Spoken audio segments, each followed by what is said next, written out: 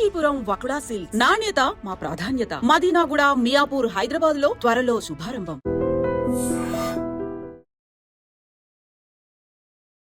Hi, hello, నమస్తే, welcome back to iDream media.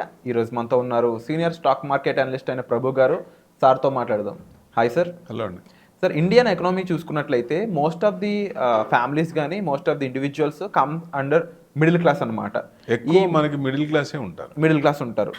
వీళ్ళు upper middle class అనే ఒక సెక్షన్ ఆ లెవెల్కి వెళ్ళాలి అంటే ఏం చేయాల్సి ఉంటుంది? రిచ్ అనేది నేను అడగట్లేదు, అప్పర్ మిడిల్ క్లాస్ అని ఒక సెక్షన్ ఉంటుంది అనమాట, లెవెల్. వీళ్ళు ఈ middle class to upper middle class వెళ్ళాలంటే వాళ్ళ ఫైనాన్షియల్స్ ఎలా పెంచుకోవాలి, ఫైనాన్షియల్స్గా వాళ్ళు ఎలా డెవలప్ అవ్వాలి, వాళ్ళ నెట్వర్త్ ఎలా పెంచుకోవాలి, కాస్త టిప్స్ ఇస్తారు. లైఫ్ నోట్ షార్ట్ కట్స్, దానికి షార్ట్ కట్స్ ఏ ఉంటాయి. వెల్త్ క్రియేట్ కావాలంటే దానికి కొన్ని రూల్స్ అండ్ రెగ్యులేషన్స్ ఉంటాయి, అది కంపల్సరీగా ఫాలో అవ్వాలి, అప్పుడే వెల్త్ క్రియేట్ అవుద్ది. నాకు ఓవర్ నైట్లో రావాలి ఎంతూజియాజంగా డెఫినెట్గా ఎవరికో వచ్చినాయి, ఎవరికో నూటికో కోటికో ఒకరికి ఏదో క్లిక్ అవుతుంది. ఆ క్లిక్ అయిన దాన్ని బట్టి అది మనకు కూడా ఇలా వస్తుందని చెప్పి మనం కూడా ఇలా చేయొచ్చు, ఇలా చేస్తే రావచ్చు అనేది చేస్తే అడ్డగోలుగా డడేల్మని ఎక్కడ నుంచారో మిడిల్ క్లాస్ కాదు లోవర్ మిడిల్ క్లాస్కి వెళ్తారు, అంతకంటే కిందకి వెళ్తారు, పూర్తిగా ఇదైపోతారు. సో డెఫినెట్గా ఎందుకంటే ఎప్పుడైనా సరే ఒక స్టేజ్ వచ్చినప్పుడు ఆ స్టేజ్ కంటే తక్కువ స్టెప్, ఒక స్టెప్ కింద కూడా రాకుండా ఉండేటట్టు మనం ఫైనాన్షియల్ ప్లానింగ్ ఉండాలి. ఏదైనా చిన్న రాంగ్ స్టెప్ చాలు మిడిల్ క్లాస్ నుంచి లోవర్ మిడిల్ క్లాస్కి వచ్చే అవకాశం, ఒక చిన్న తప్పు చాలు. ఆ తప్పు చేయకుండా ఉండాలంటే కొన్ని స్ట్రింజెంట్ రూల్స్ కంపల్సరీగా ఉండాల్సిందే ఎవరికైనా కానీ. ఇప్పుడు జనరల్గా ఏంటంటే ఎర్లీ స్టేజ్లో జాబ్స్ వస్తాయి, ఆ ఫస్ట్ 10 yearsలో పెద్ద ఏం తెలీదు, షో ఆఫ్ ఎక్కువ ఉంటుంది. నాకు ఇది ఉన్నాయి, ఆయన కారు కొన్నాడు నేను కూడా కొనాలి, ఆయన బెంచ్ కొన్నాడు నేను కూడా బెంచ్ కొనాలి, అట్లా డిఫరెంట్ ఎక్కువ నేను చూపించుకోవాలనే తపన ఈ హ్యూమన్ టెండెన్సీ, సైకాలజీ అంతే, అది దాని ప్రకారం ఉంటుంది. అక్కడ మటుకు ఆ స్టిపులేటెడ్ పీరియడ్, ఆ ఫస్ట్ 10 years కనుక కరెక్ట్ పొజిషన్ ప్లాన్ చేసుకుంటే ఎదురు లేదు, అసలు ఎవరు ఆపలేరు. సో అప్పర్ మిడిల్ క్లాస్ కాదు, ఇంకా పై పొజిషన్కి వెళ్ళే అవకాశాలు, వెల్త్ ఎక్కువ క్రియేట్ అవుతుంది. సో ఎందుకంటే ఒక సర్టెన్ స్టేజ్ దాకా మనీ అనేది ఒక వ్యసనం సంపాదించాలనేది, ఆ స్టేజ్ దాటిన తర్వాత ఆటోమేటిక్గా అదే మనల్ని ఇచ్చేస్తుంది. అక్కడ దాకా మటుకు వ్యసనం ఉండాలి, మనీ సంపాదించడం అనేది ఒక వ్యసనం ఉండాలి, అది పెట్టుకోవాలి ఎవరైనా సరే. యూత్ అనేది ఈ ఉద్యోగాలు ఫస్ట్ స్టార్టింగ్ చదువు అయిపోయి ఉద్యోగంలో జాయిన్ అయినప్పుడు వాళ్ళు ఇది చేసుకోవాలి. అంటే ఇక్కడ ఒక చిన్న ఇది ఉంది, మనకంటే ముందు మార్వాడీస్ తీసుకోండి, వాళ్ళు ఏం చేసినా వ్యాపారాలే చేస్తారు. షేర్ మార్కెట్ గురించి పిల్లలకు కూడా అవగాహనిస్తారు.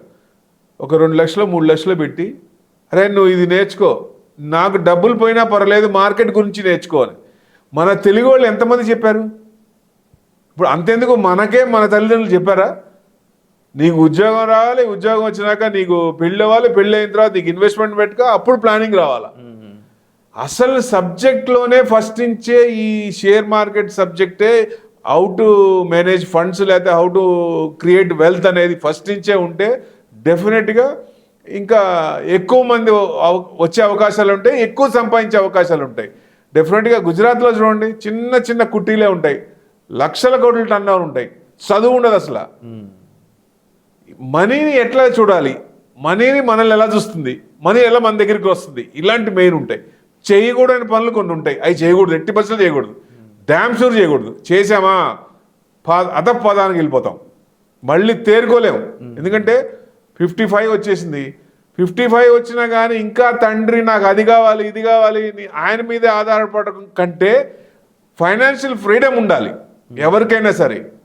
ఫస్ట్ నుంచే ప్లాన్ చేసుకుంటే డెఫినెట్గా వెనక్కి తిరిగి చూసుకునే అవకాశాలు ఉండవు. సో ఏది కావాలన్నా మన ఇష్ట ప్రకారం, నేను ఏది కావాలనుకున్నా నా ఇష్ట ప్రకారం, నేను తప్పు చేయను, నేనేమి వేరే ఏం చేయను, నేను కరెక్ట్గా ప్లాన్. దెబ్బతినొచ్చు, ఇప్పుడు దెబ్బతిన్నా కానీ రిథమిక్గా ఉండాలి.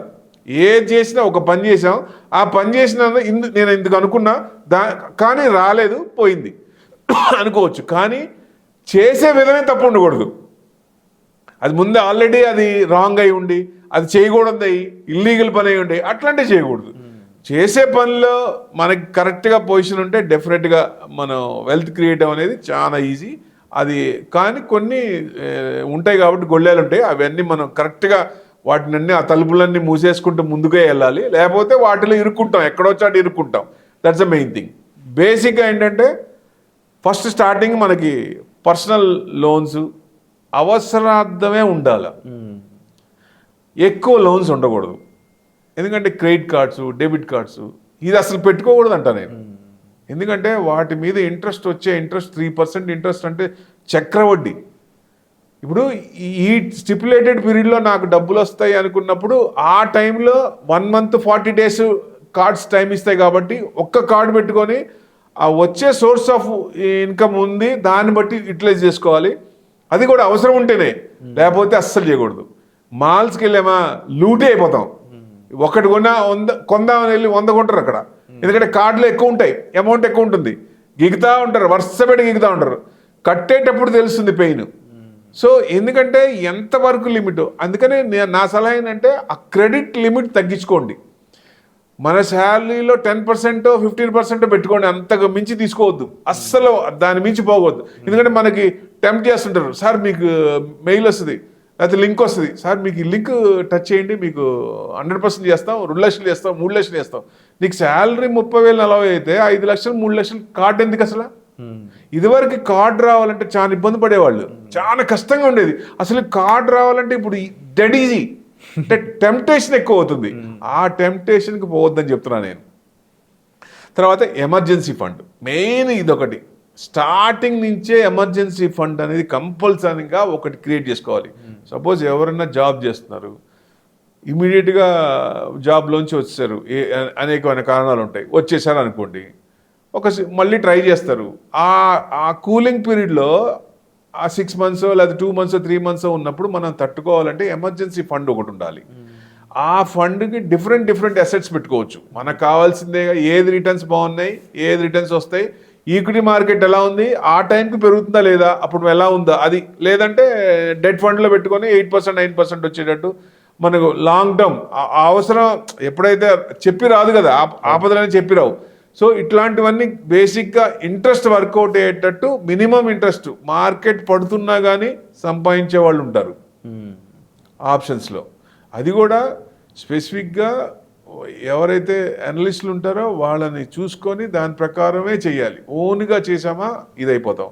అసలు జనరల్గా ఆప్షన్ టచ్ చేయకుండా ఈక్విటీలు ఇన్వెస్ట్మెంట్ చేయడం అది 100% ఉత్తమం. ఈ డౌన్ టైంలో కొంచెం రీసెర్చ్ అనలిస్ట్ తీసుకొని దాని ప్రకారం చేస్తే కొంచెం మనకి ఏదైతే ఈ లాస్ ఇక్కడ ఉందో ఆ లాస్ బ్యాలెన్స్ చేస్తే అది కూడా మంచిగా ఉంటుంది.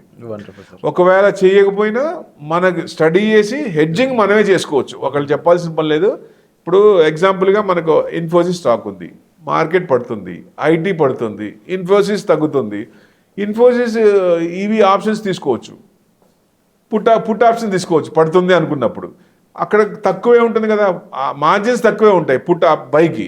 సో డెఫినెట్గా ఇట్లాంటివి చాలా ఉంటాయి.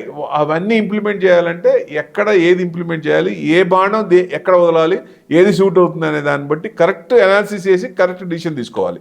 ఇట్లా ఎమర్జెన్సీ ఫండ్ ఎట్టి పరిస్థితుల్లో ఎర్లీ స్టేజ్ నుంచి మొదలు పెడితే ఉత్తమం. ఎందుకంటే సర్టన్ స్టేజ్ అయినాక 50 అయినాక ఎమర్జెన్సీ ఫండ్ 60లో ఉండాలని కాకుండా ఇదివరకు 60-70కే రిటైర్మెంట్ చూసుకుంటే ఇప్పుడు 40 years వాళ్ళే రిటైర్మెంట్ 45-50కే నాకు రిటైర్మెంట్ వచ్చేయాలన్నట్టు అక్కడి నుంచే డబ్బులు వచ్చేయాలి అప్పుడు వస్తుందన్న ప్లాన్ చేసుకుంటున్నారు. కాబట్టి పే చెక్స్ ఎక్కువ వస్తున్నాయి కాబట్టి దాన్ని డైవర్ట్ చేస్తారు. ఇది మంచి పద్ధతే. డెఫినెట్గా ఎమర్జెన్సీ ఫండ్ మినిమం 6 months మనకి ఎంతైతే శాలరీ లాస్ట్ మంత్ మనం డ్రా చేసామో దానికి 6 months మనకి ఎమర్జెన్సీ ఫండ్ ఎప్పుడు మెయింటైన్ అవుతుంటే అది సేఫ్గా ఉంటుందని ఉద్దేశం. అది పెట్టుకుంటే కరెక్ట్. తర్వాత టర్మ్ ఇన్సూరెన్స్ చాలా మంది కూడా ఏంటంటే అసలు తీసుకోరు. అది ఇప్పుడిప్పుడే లాస్ట్ 4 years నుంచే తీసుకుంటున్నారు.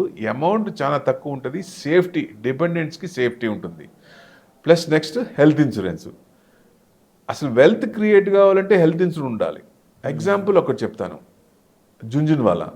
ఓకే, ఆయన నేను ఒక మీటింగ్ వెళ్ళినప్పుడు డైరెక్ట్గా చెప్పాడు ఆయన, I regularly booze liquor and smoking but I have not maintain the health, but wealth is with me but health is not with me అన్నాడు ఆయన. చాలా సింపుల్గా చెప్పాడు. 100% ఈ రెండు హెల్త్ మెయింటైన్ చేస్తే వెల్త్ ఆటోమేటిక్ వచ్చే అవకాశాలు ఉంటాయి. హెల్త్ 100% చూసుకోండి. ఒక్క వెల్త్ ఉంటేనే కోవిడ్ చూసాం కదా, అవును. 100 కోట్లు ఉంటాయి, అసలు బెడ్ దొరికే ఛాన్స్ లేదు. అసలు మైండ్ సెట్ అక్కడి నుంచే మారింది అనుకుంటాను నేను. జనం మైండ్ సెట్టే అక్కడి నుంచే ఉన్న దాంట్లో ఇదివరకు 10 రూపాయలు సంపాదిస్తే 1 రూపాయి 2 రూపాయలు ఖర్చు చేసి 8 రూపాయలు సేవ్ చేసుకునేవాళ్ళు. ఇప్పుడు 6 రూపీస్ 7 రూపీస్ స్పెండ్ చేసుకుని 4 రూపీస్ 5 రూపీస్ 50% ఇది మారింది. ఎందుకంటే ఆ మారినప్పుడే చూడండి 2 బెడ్రూమ్ 3 బెడ్రూమ్ 4 బెడ్రూమ్ పోతున్నాయి. ఇదివరకు 4 బెడ్రూమ్ ఎక్కడుందండి, అసలు లేనే లేదు. ఎందుకు వచ్చింది? ఈ మైండ్ సెట్ వల్లే. ఈ కోవిడే మార్చింది ప్రతి ఒక్కళ్ళని. సో ఇట్లాంటివి ఉంటాయి. So health insurance is important. Financial goals, మీరు ఫైనాన్షియల్ గోల్స్ రిటైర్మెంట్ ప్లానింగ్ 100% ముందు నుంచే ప్లాన్ చేసుకుంటే ఇవి 100% సేఫ్గా ఉంటాయి.